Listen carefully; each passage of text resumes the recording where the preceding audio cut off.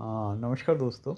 प्रधानमंत्री श्री नरेंद्र मोदी जी हाल ही में नागपुर गए थे, और वहाँ पर उन्होंने स्मृति भवन का दौरा किया। स्मृति भवन, जैसा कि आपको मालूम है कि श्री संघ आरएसएस के जो फाउंडर मेंबर है श्री हेडगेवार जी, उनका समाधि स्थल है। दूसरा, वे माधव नेत्रालय के लोकार्पण में भी गए, और तीसरा जो है एक सोलार इंडस्ट्री जो कि डिफेंस से रिलेटेड है, उसका भी उन्होंने विज़िट किया। तो इस प्रकार 3 महत्वपूर्ण जगह उन्होंने नागपुर में विज़िट की। अब इसमें संघ कार्यालय नहीं है। Shri Modi ji as a prime minister संघ कार्यालय नहीं गए हैं। तो इसके बावजूद अब इस चीज़ को देखने वाले अलग अलग निगाह से देख रहे हैं। एक, यदि वे जाते हैं तो उसको अलग एंगल से देखा जाता, और वो नहीं गए हैं, इसको अलग एंगल से देखा जा रहा है। मेरा मानना है कि इसमें कोई स्ट्रॉन्ग पॉलिटिकल मैसेज नहीं है। मोदी जी वैसे भी जो संघ के संघ चालक है श्री मोहन भागवत जी, उनसे उनकी भेंट जो है आपके स्मृति भवन में हुई है। तो ऐसा नहीं है कि उन्होंने मतलब भेंट नहीं की। वहाँ पे तमाम जो भी संघ के पदाधिकारी है, उसमें भैया जी भी है, मोहन भागवत जी भी है, गडकरी जी भी थे, देवेंद्र फडणवीस, सभी लोग थे स्मृति भवन में। और मेरे ख्याल से, हालांकि ये पब्लिक वेव या मीडिया में नहीं आया, पर यदि कुछ बात वहाँ पर करनी होगी तो वो लोग कर लेते हैं। काफ़ी समय मिलता है, ऐसा नहीं है। मीडिया में तो केवल कुछ पल या क्षण दिखाए जाते हैं। तो जैसे कि अभी बीजेपी अध्यक्ष के लिए अटकलें चल रही है, तो ऐसा नहीं है कि यहाँ पे स्मृति भवन में उस विषय पर चर्चा नहीं हो सकती। उसके लिए संघ कार्यालय जाना ही ज़रूरी है।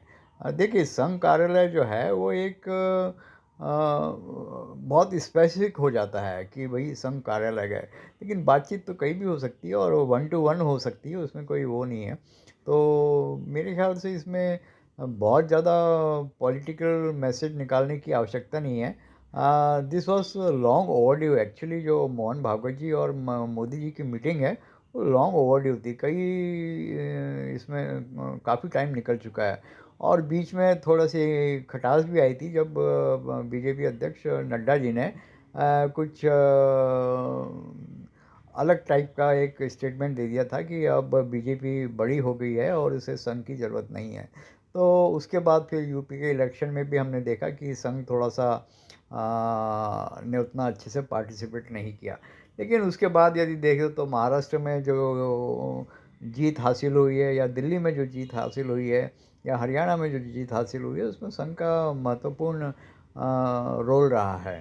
तो इस प्रकार से देखा जाए तो संघ और बीजेपी में, देखिए, दो अलग अलग स्ट्रॉन्ग ऑर्गेनाइजेशन है, दोनों के अलग अलग इंडिपेंडेंट लीडर्स है जो कि काफ़ी पावरफुल है। तो थोड़ा थोड़ा मतभेद और थोड़ा सा डिस्कशन डिबेट होते रहता है। इसमें कोई बहुत बड़ी बात नहीं है।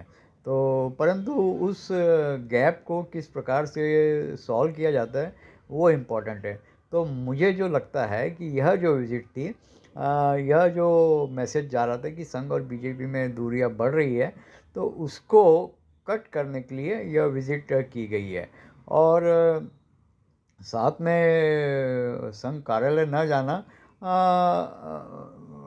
से भी एक मैसेज दिया जा रहा है कि no one is desperate to solve this gap between the two organisations. It will be slow and gradual.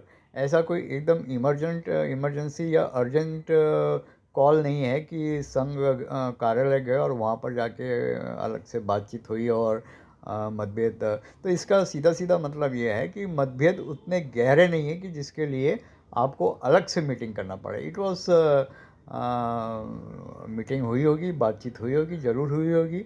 सभी विषयों पे नहीं हुई हो, परंतु जो इम्पोर्टेंट विषय है उसके ऊपर ज़रूर बात हुई हो, जिसमें कि बीजेपी अध्यक्ष के नाम पर भी डेफिनेटली कुछ चर्चा हुई होगी। और हमको इस बारे में थोड़े दिनों में खुलासा होगा कि क्या बात हुई, क्या नहीं हुई।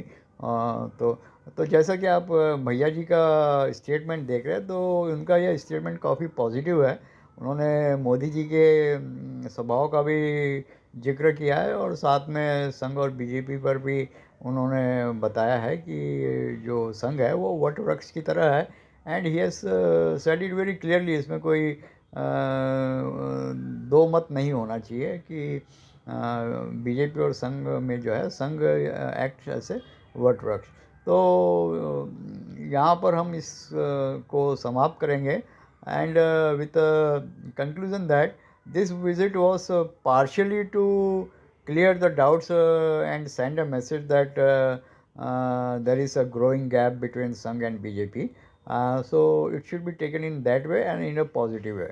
Thank you very much. भाई वो पहले से कहीं श्रेष्ठ कार्यों को, अच्छे कार्यों को समर्थन करते आए हैं, उनके स्वभाव में है, और इसलिए